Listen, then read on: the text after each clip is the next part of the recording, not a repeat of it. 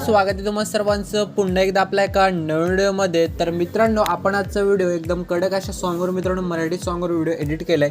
सपान भुर्र झालं या सॉन्गवर मित्रांनो आपण आजचा व्हिडिओ एडिट केलाय।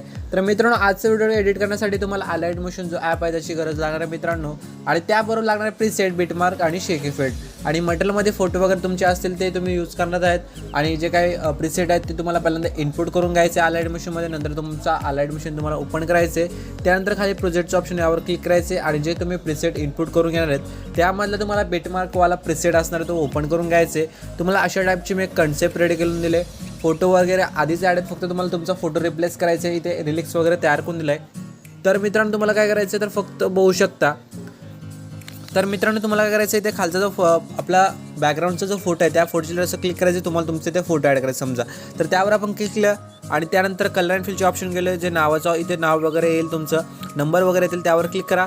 आणि मित्रांनो, तो तुमचा आवडता फोटो एक असणार तो घ्यायचा आहे, वरती प्लसवर क्लिक करून टाकायचं आहे। आपण हा फोटो घेतला बघू शकता, फोटो ॲड केला, यानंतर फोटो असं झालं ॲड। यानंतर मित्रांनो काय करायचं आहे, पुढे येऊन जायचं। तुम्हाला इथे फोटो आपला चेंज झाला आहे, त्यानंतर पुढे येऊन जायचं आहे। पुढे 12 सेकंद 18च्या बीटवर यायचं आहे, प्लसवर करायचं आहे, मीडियाच्या ऑप्शनमध्ये यायचं आहे मित्रांनो। आणि तुम्हाला एक एक करून तुमचे जे फोटोज आहेत ते अशा प्रकारे ॲड करायला सुरुवात करायचे।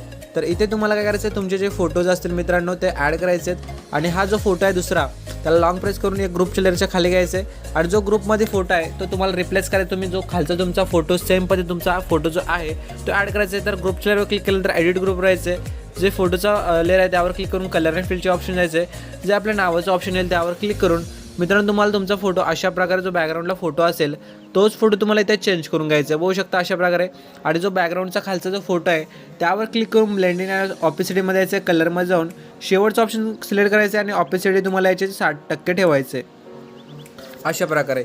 तर मित्रांनो, अशाच प्रकारे पुढचे सुद्धा जे फोटोज आहेत ते अशा प्रकारे ॲड करून घ्यायचे। तर आपण पटकन काय करूया, ॲड करून घेऊया।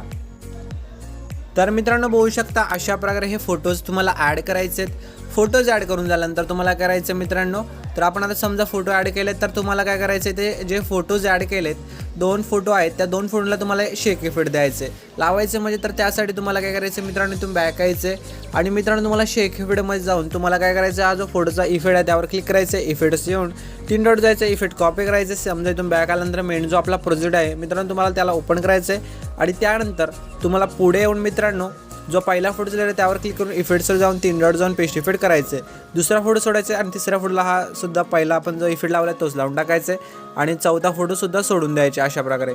तर यानंतर जो आपला व्हिडिओ आहे तो इथे मित्रांनो अशा प्रकारे एडिट होईल। तर हा व्हिडिओ तुम्हाला एक्सपोर्ट करायचा असेल तर वरती सेटिंगच्या साईडला शेअरचं ऑप्शन त्यावर क्लिक करायचे। आणि मित्रांनो, आपल्या चॅनल जर फर्स्ट टाइम आला असेल तर चॅनल नक्की सबस्क्राईब करायचे आणि मित्रांनो बाजूचे बेल आयकॉन असणार आहे तिथे देखील ऑलवेज सेट करून टाकायचे।